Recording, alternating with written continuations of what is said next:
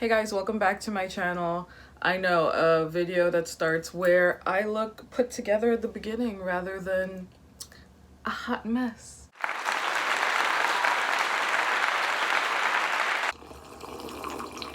So, picture this. It's before the quarantine. By the way, I'm sitting on my bed because, like, I feel like we're friends, you know? Like, I can sit here on my bed, tell you stories. And this is a new thing I'm trying where I'm telling stories from my personal life, which I think I've had a very colorful personal life. That's the word I'm gonna use, colorful. And I plan, what the hell is this? I plan on putting up more story times, that is if you are willing to watch them. So picture this, pre-quarantine, single Nona, she is out and about, she's doing her thing. At the time I was bartending and I was booking some modeling gigs here and there. So like, if you've seen my Instagram, I have a fairly nice Instagram, you know, some sexy pictures, stuff guys would be into. One day I open Instagram and I see this famous rapper DM me, and all he said were this eye emoji. You know which one I'm talking about. I'm talking about this one. So I was like,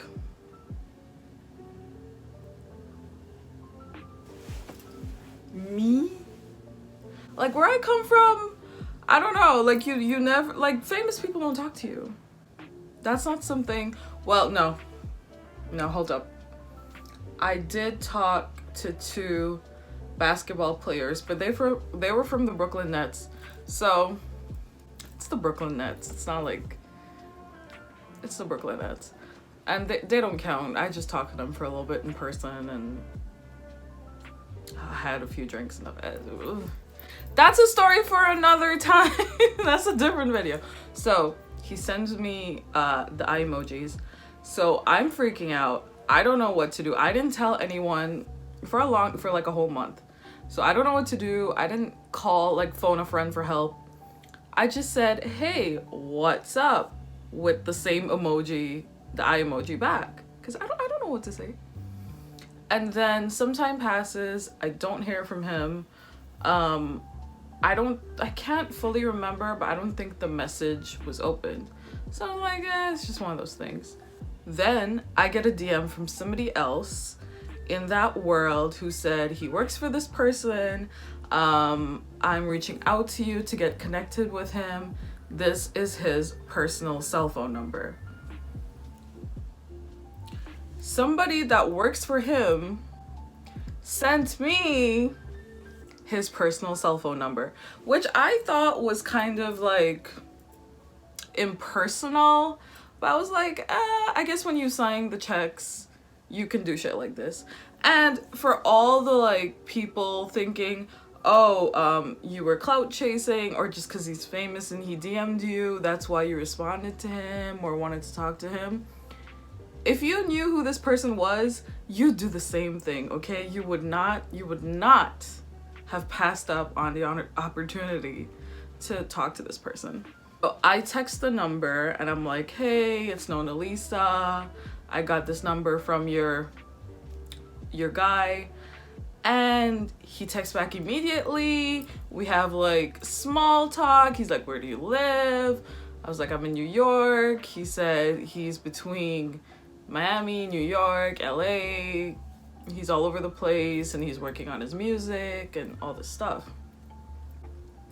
So I'm like, okay, cool. You must be so busy. I don't know how you get time to meet people. I didn't offer to meet up or anything because, like, I don't know where this is going. I'm assuming that's what he wants to do. But also I don't want to come off as super desperate. So I just kind of let the conversation flow. And eventually he's like, oh, I'm scheduled to come to New York in a few weeks. I would love to have dinner with you. And I was like, you want to have dinner with me? Little old me? I was like, okay, cool. And I'm trying to act so calm and collective, like, oh, okay, cool, great. We talk about meeting up And he's like, I'll send my driver for you and everything. You don't have to worry about anything. I'll make reservations. And he asked me if I had any food allergies. So I'm like gearing up in my mind. I'm like, oh my God, I'm going to dinner with like this super famous guy. I have an idea of when he's coming to New York. He didn't tell me the exact date because, which is good though, because like suppose I'm a totally crazy person. So I'm at home. It's during the week. I look a hot mess. And this man FaceTimes me in the middle of the day, me looking like a hot mess. Like,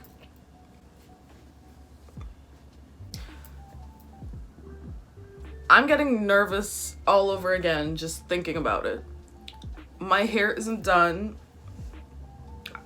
It's like in a nest at the top of my head. Like if I had looked like this on the FaceTime call, this would have been like a major improvement from what I looked like. I can't not pick up this FaceTime call. I have to. So I do. And he just looks 10 out of 10. Beautiful. It looked like he was in the studio working on stuff. There were people around him. He was just like, hey, what's up? He was very friendly, very smiley, very nice. And I'm just there like, hi. Looking like the fucking sloth from the Ice Age. Do you guys know what I'm talking about? The sloth? That was me on this FaceTime call.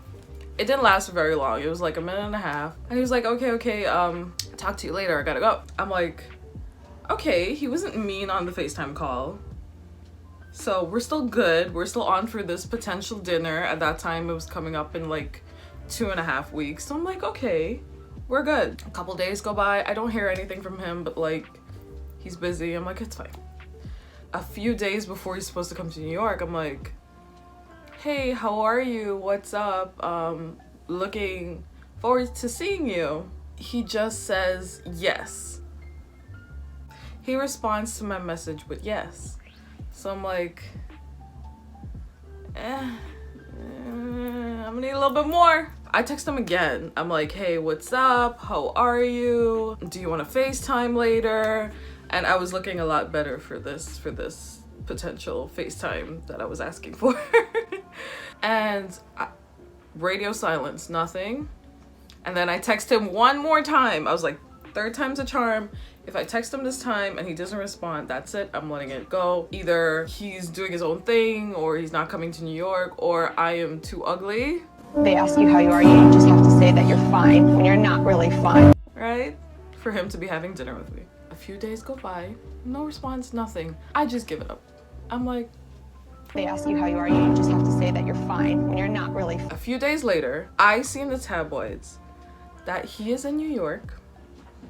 And who is he with? Like the most beautiful, like naturally beautiful model girl. She's like mixed and she's abs and like beautiful. Like, and I'm just there like, did I just get rejected by like one of the most famous rappers in the world over this FaceTime call?